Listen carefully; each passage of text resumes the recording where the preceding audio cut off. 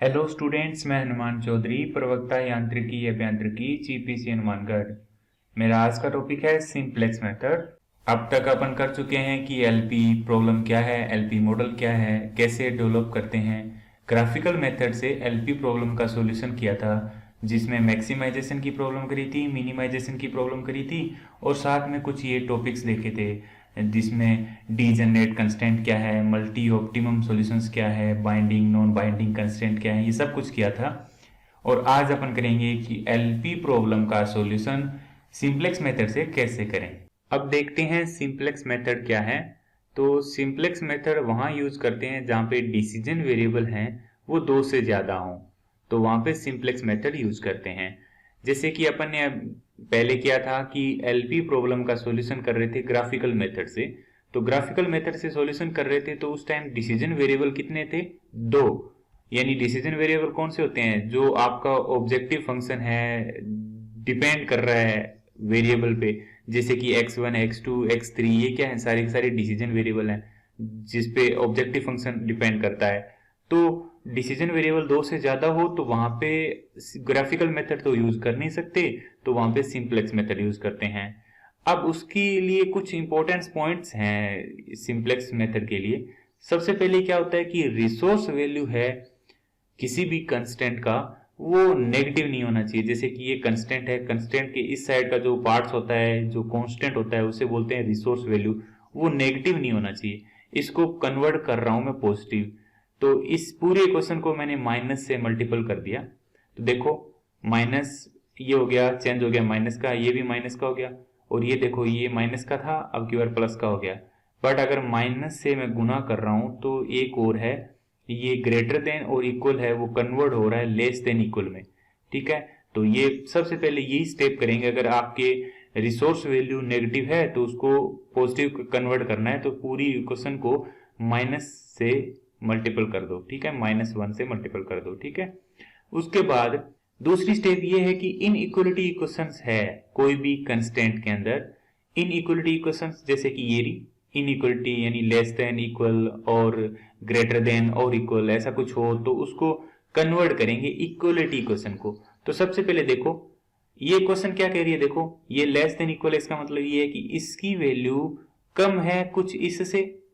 तो मैं क्या करूंगा, अगर इक्वल करना चाहूं तो क्या करूंगा, इसमें कुछ ऐड कर दूंगा। देखो मैंने इसमें कुछ ऐड किया है, क्या ऐड किया है? S1, कोई एक नया वेरिएबल नाम दे दिया, सिलेक्ट वेरिएबल, तो उसको ऐड किया तो ये इसके इक्वल हो गया। तो देखो ये आपका कुछ ज्यादा था, तो मैं इसमें कुछ ऐड कर रहा हूं तो इक्वल हो जाएगा। तो मैंने एक वेरिएबल ऐड किया, तो जो वेरिएबल ऐड कर रहे हो नाम है सिलेक्ट वेरिएबल। ठीक है, उसके बाद अगर आपका कुछ इस तरीके से हो तो क्या करेंगे, देखो ये ज्यादा है इससे, इसका मतलब इसमें से मैं कुछ माइनस कर दूं। देखो इसमें से मैंने माइनस कर दिया और वो इसके इक्वल हो गया। तो अगर ऐसा कुछ हो तो माइनस कर रहा हूं तो वो क्या है, सरप्लस वेरिएबल। अगर ऐड कर रहा हूं तो वो कौन सा है, सिलेक्ट वेरिएबल। उसके बाद all decision variable non negative, मतलब x1 x2 x3 जितने भी डिसीजन वेरिएबल हैं वो पॉजिटिव होने चाहिए। तो ये तो सबसे पहले रिक्वायरमेंट है कि सिंप्लेक्स मेथड में ऐसा ऐसा करना है। अगर ऐसा नहीं है तो ऐसा करो, तभी अपन प्रॉब्लम स्टार्ट कर सकते हैं। एलपी मॉडल ये मैंने पहले भी बताया था। जेड क्या है, आपका ऑब्जेक्टिव फंक्शन या फिर लीनियर फंक्शन, जो किस पे डिपेंड कर रहा है, x1 x2 x3 xn, यानी ये सारे के सारे क्या है, डिसीजन वेरिएबल। तो देखो n क्या है, नंबर ऑफ वेरिएबल, मतलब इस ऑब्जेक्टिव फंक्शन में कितने वेरिएबल हैं उतने नंबर ऑफ वेरिएबल कितने हैं, वो क्या है, स्मॉल n। उसके बाद कुछ कंस्टेंट दिए हुए हैं, यानी रिस्ट्रिक्शंस दे रखे हैं इस ऑब्जेक्टिव फंक्शन के, तो ये कितनी है। देखो सबसे पहले ये इक्वेशंस है, इसमें देखो ये सारे b1 b2 b3 ये सारे क्या है, रिसोर्स वैल्यू जो मैंने पहले बताया आपको। उसके बाद अब इस इनइक्वलिटी, अगर आप इस प्रॉब्लम को सिंप्लेक्स मेथड से सॉल्व करोगे तो क्या करोगे, इनइक्वलिटी इक्वेशन को इक्वलिटी इक्वेशन में कन्वर्ट करोगे। तो ये लेस देन इक्वल है, तो या करूंगा मैं, क्या करूंगा, यहाँ पे प्लस S1 कर दूंगा, यहाँ पे प्लस S2 कर दूंगा। तो ये S1 S2 S3 ये कितने वेरिएबल यूज हो रहे हैं, तो जितनी आपकी इनइक्वलिटी इक्वेशन है उतने ही वेरिएबल यूज होंगे। तो वो कितने हैं, ये टोटल m है। तो m इक्वलिटी वेरिएबल यूज हो गए S1 S2 S3 करके सारे के सारे Sm तक। ठीक है, तो टोटल n वेरिएबल थे, n में से m वेरिएबल आपके बेसिक वेरिएबल होंगे, जैसे कि s1 s2 s3 सारे ये सारे क्या हैं, ये बेसिक वेरिएबल हैं। और n में से n माइनस m ये क्या होंगे, नॉन बेसिक वेरिएबल। ये है क्या एक्चुअल में, इनको अपन सिंप्लेक्स मेथड से अगर कोई प्रॉब्लम सॉल्व करेंगे तो उसमें आपको ये डाउट क्लियर हो जाएगा। एक मैक्सिमाइजेशन की प्रॉब्लम दी हुई है, इसको अपन सिंप्लेक्स मेथड से सॉल्व करेंगे। तो maximum Z Z objective function जो x1 x2 पे डिपेंड कर रहा है, ओनली x1 x2 पे डिपेंड कर रहा है, और कंस्टेंट्स दे रखे हैं, ये 3 कंस्टेंट्स दे रखे हैं। अब इसमें 2 वेरिएबल हैं, इसका मतलब इस मेथड को ग्राफिकल मेथड से भी सॉल्व कर सकते हैं, बट अपन इसको सिंप्लेक्स मेथड से सॉल्व करेंगे। देखते हैं। सबसे पहले स्टेप क्या होगी उसको सॉल्व करने के लिए, कन्वर्ट करेंगे सारी इनइक्वलिटी कंस्टेंट्स है उसको इक्वलिटीज में कन्वर्ट करेंगे। तो देखो सबसे पहले सारी की सारी देखो, फर्स्ट कंस्टेंट्स थी उसके अंदर मैंने ऐड किया s1 सिलेक्ट वेरिएबल ऐड कर दिया, तो ये इसके इक्वल हो गया। दूसरे में s2 ऐड कर दिया, इसके इक्वल हो गया। तीसरे में s3 ऐड कर दिया, इक्वलिटी बन गई। मतलब सारी इनइक्वलिटी इक्वेशंस को इक्वलिटी इक्वेशन में कन्वर्ट करनी है। तो s1 s2 s3 3 select variable use हो गए। उसके बाद में एक ऑब्जेक्टिव फंक्शन था, वो ओनली x1 x2 पे डिपेंड कर रहा था, ये देखो। अब उसके बाद में उसमें कुछ ऐड कर रहा हूं इस तरीके से, s1 s2 s3 को भी इसके अंदर शो कर दिया।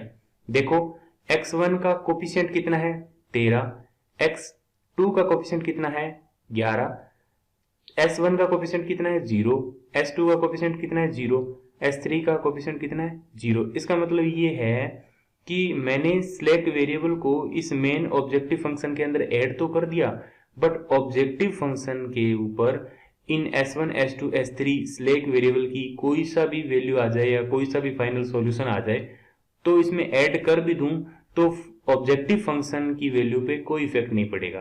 क्यों? क्योंकि 0 से मल्टीपल हो रहा है, 0 से मल्टीपल हो रहा है, 0 से मल्टीपल हो रहा है।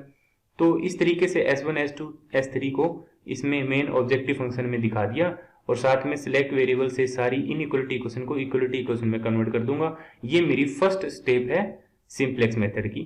स्टेप नंबर सेकंड, ये क्या है, फाइंड करेंगे initial basic feasible solution. Basic feasible solution find करने के लिए सबसे पहले क्या करूंगा, उसी जो मेन इक्वेशंस थी यानी ऑब्जेक्टिव इक्वेशंस थी प्लस जितने भी कंस्टेंट की इक्वेशन बनी थी अभी जस्ट, उसमें x1 x2 की वैल्यू 0 रखूंगा, और जो रिजल्ट निकलेगा वो क्या होगा, आपका s1 s2 s3 की वैल्यू आ जाएगी, वही आपका बेसिक फेजिबल सॉल्यूशन है। यानी s1 s2 s3 क्या है, बेसिक वेरिएबल, तो वो पहला first initial basic feasible solution देगा। देखो मैंने उस इक्वेशन में क्या कर रहा हूं, इसमें देखो s1 s2 s3 की वैल्यू निकाल रहा हूं, मतलब मैं क्या करूंगा, x1 x2 की वैल्यू 0 रखूंगा तो s1 की वैल्यू इतनी आ जाएगी, x1 x2 की वैल्यू 0 रखूंगा तो s2 की वैल्यू इतनी आ गई, x1 x2 0 रखा तो s3 की वैल्यू आ जाएगी। इस तरीके से इसमें देखो x1 x2 की वैल्यू 0 रखूंगा तो ये तो सारा 0 है वैसे ही, तो z की वैल्यू कितनी आ जाएगी 0। मैंने क्या किया, x1 x2 की वैल्यू 0 रखी तो s1 s2 s3 की वैल्यू आ गई, साथ में z की वैल्यू 0 है, तो s1 s2 s3 क्या है, आपका बेसिक वेरिएबल, और वो आपका ये समझ लो कि ये आपका फर्स्ट बेसिक फेजिबल सॉल्यूशन है। स्टेप थर्ड क्या है, एक इनिशियल टेबल बनाऊंगा। वो टेबल कैसे बनेगी, देखो सबसे पहले ऑब्जेक्टिव फंक्शन क्या था आपका, ये रहा, इसमें x1 x2 s1 s2 s3 ये तीनों, ये जो जितने भी वेरिएबल है इनको मैंने यहाँ पे शो कर दिया, x1 x2 s1 s2 s3, ठीक है। उसके बाद जो बेसिक वेरिएबल थे, बेसिक वेरिएबल कौन से थे, ये रे s1 s2 s3, यानी s1 s2 s3 आपके बेसिक वेरिएबल है, इनको मैंने यहाँ पे शो कर दिया। इस बेसिक वेरिएबल का ऑब्जेक्टिव फंक्शन में कोफिशिएंट क्या है, वो है ei। देखो 0, इसका कोफिशिएंट कितना है 0, इसका कोफिशिएंट कितना है 0, तो जो बेसिक वेरिएबल थे इनका ऑब्जेक्टिव फंक्शन में कोफिशिएंट कितना है 0 0, वो यहाँ पे रख दिया। उसके बाद जो बेसिक फिजिबल सॉल्यूशन मिला था आपका वो ये रहा, s1 की वैल्यू कितनी है, s2 की वैल्यू कितनी है, s3 की वैल्यू कितनी है, कैसे निकला था, फर्स्ट कंस्टेंट में x1 x2 को 0 रखा, s1 की वैल्यू कितनी है, x1 x2 0 रखा, s2 की वैल्यू कितनी है, x1 x2 0 रखा, s3 की वैल्यू कितनी है, वो यहाँ पे रख दिया जो सॉल्यूशन आया, ठीक है। उसके बाद आपका ये क्या है वो देख लो, ये समझ लो कि आपका जो फर्स्ट कंस्टेंट है उसके अंदर देखो x1 का कोफिशिएंट कितना है 4, ठीक है, x2 का कोफिशिएंट कितना है 5, ठीक है। s1 का कोफिशिएंट कितना है 1 और s2 है नहीं तो 0, s3 है नहीं उसका कोफिशिएंट 0, ठीक है। उसके बाद सेकेंड इक्वेशन में कोफिशिएंट कितना है 5 3 1, 5 3, s1 है नहीं उसका कोफिशिएंट 0, s2 का कोफिशिएंट 1। ऐसे ही थर्ड इक्वेशन में 1 2 1 2, s1 है नहीं उसमें कोफिशिएंट 0, s2 है नहीं उसका कोफिशिएंट 0, s3 का कोफिशिएंट कितना आ गया 1। यानी ये टेबल ये कैसे लिखा, ये इसके अकॉर्डिंग, ये तीनों कंस्टेंट के अकॉर्डिंग रखा, ठीक है। सॉल्यूशन यहाँ पे रख दिया। अब उसके बाद क्या करूंगा, कोफिशिएंट इन इक्वेशन मतलब जो आपकी ऑब्जेक्टिव फंक्शन था उसके अंदर आपका x1 का कोफिशिएंट कितना है, x2 का कोफिशिएंट कितना है। जैसे कि ये देखो x1 का कोफिशिएंट कितना है 13 रख दिया, x2 का कोफिशिएंट कितना है 11 रख दिया, s1 का कितना है 0, s2 का कितना है 0, s3 का कितना है 0। ये देख लो 13 11 0 0 0, यानी ऑब्जेक्टिव फंक्शन का जो कोफिशिएंट है वही है आपका CI, ठीक है।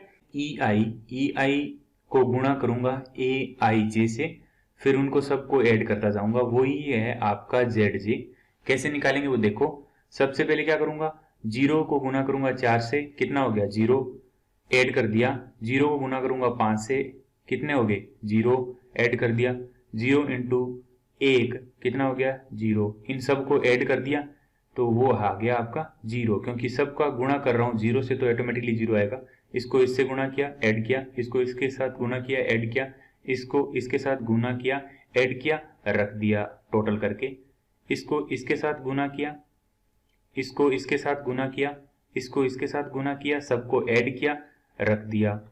इसको इसके साथ गुणा किया, इसको इसके साथ, इसको इसके साथ गुणा किया और सबको ऐड कर दिया, ये रहा। इसको इसके साथ गुणा किया प्लस, इसको इसके साथ गुणा किया प्लस, इसको इसके साथ गुणा किया, सबको ऐड कर दिया और वो क्या है ये 0, यानी यहाँ सब क्या है 0 है, इस वजह से सारा का सारा क्या है ये 0 आ रहा है, यानी ZJ 0 आ रहा है। उसके बाद डेल जे निकालूंगा। डेल जे कैसे निकलेगा, CI माइनस ZJ, यानी ये माइनस ये माइनस ये माइनस ये माइनस ये, यानी 13 माइनस 0 13, 11 माइनस 0 11।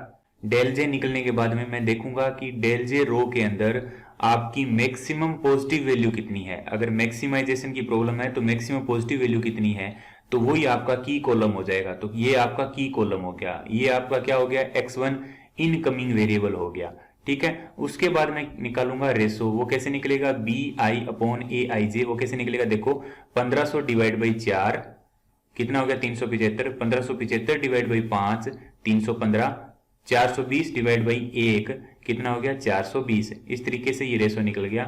इसके बाद ये देखूंगा कि इनमें से मिनिमम पॉजिटिव वैल्यू कितनी है, मिनिमम वैल्यू कितनी है, तो वो कितनी होगी 315, तो वही आपका हो गया की रो और ये आपका आ गया की एलिमेंट। और उसके बाद ये हो गया आपका आउटगोइंग वेरिएबल, और ये आउटगोइंग वेरिएबल हो गया तो अब की बार x1 है वो यहां आ जाएगा। इसका मतलब x1 है अब की बार become basic variable, next time x1 है यहाँ पे आ जाएगा तो बेसिक वेरिएबल बन जाएगा, और s2 है वो नॉन बेसिक वेरिएबल बन जाएगा।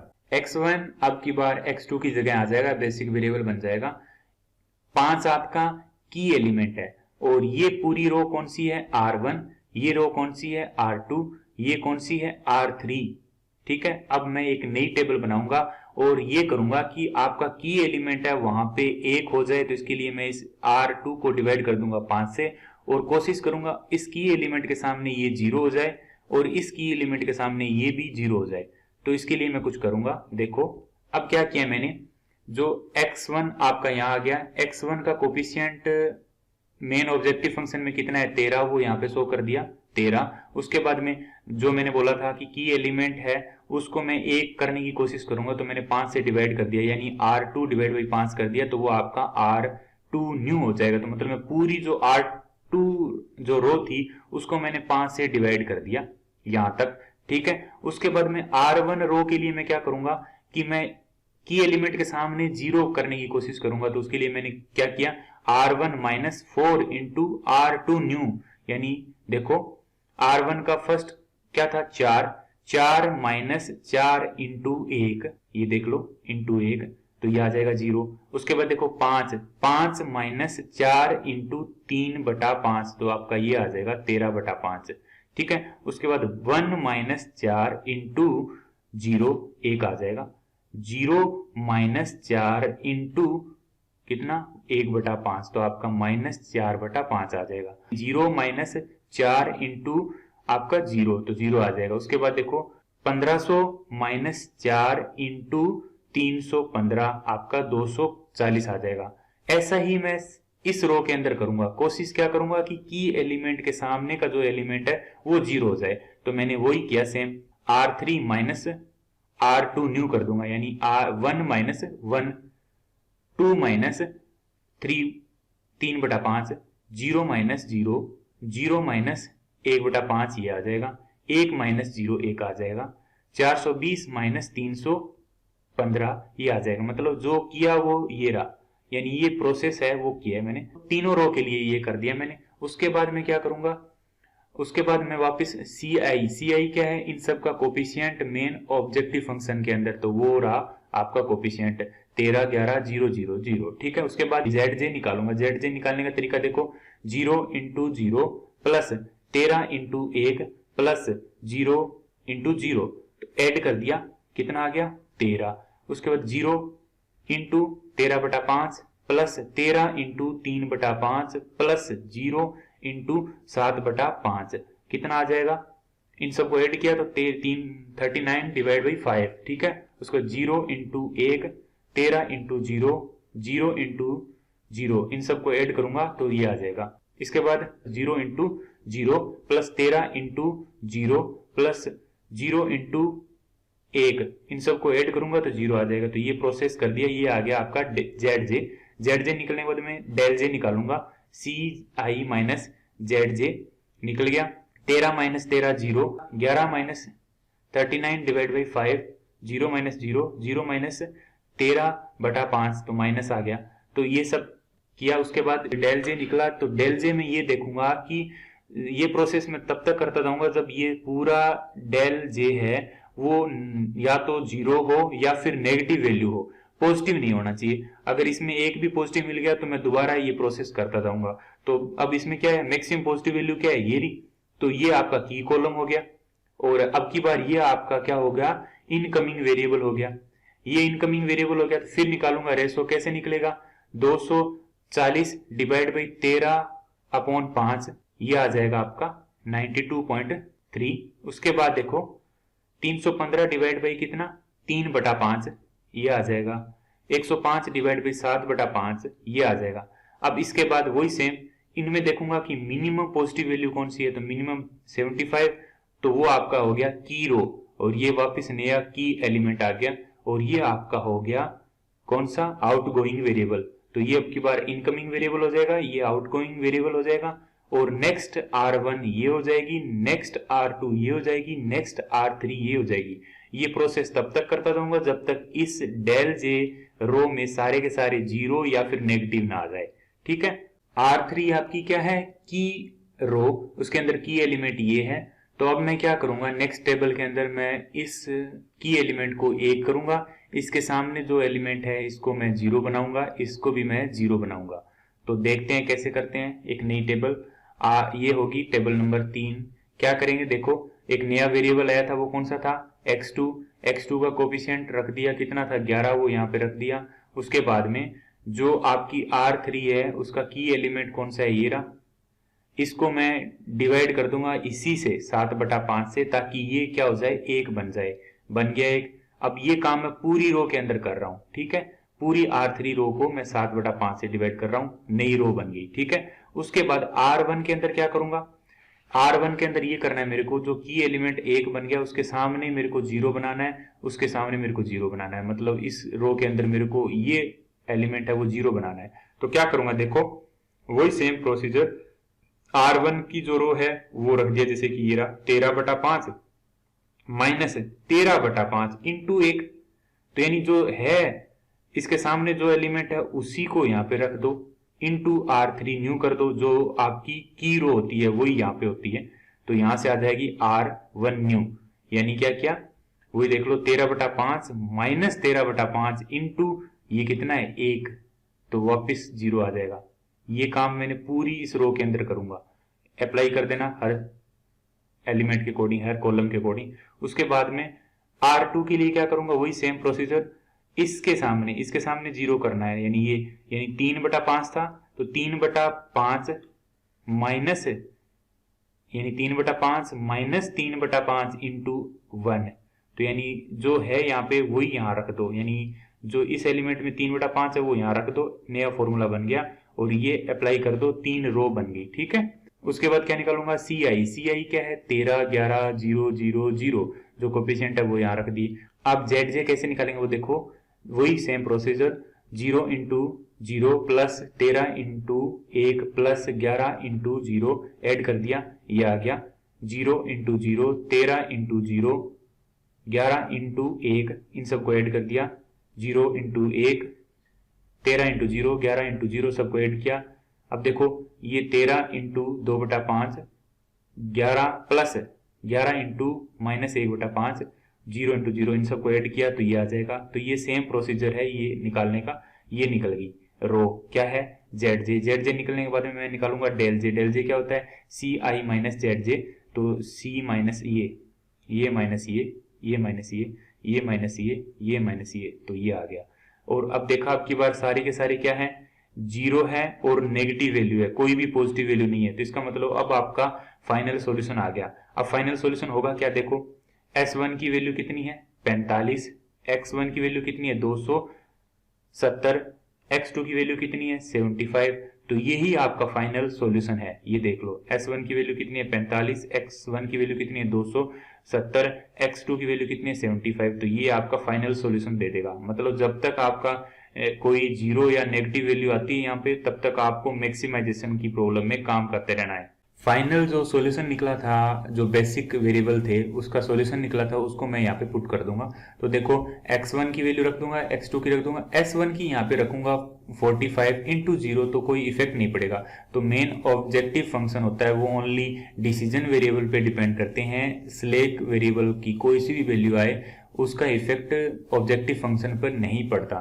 तो इस तरीके से हम सिंप्लेक्स मेथड से ऐसे प्रॉब्लम सॉल्व कर सकते हैं। धन्यवाद।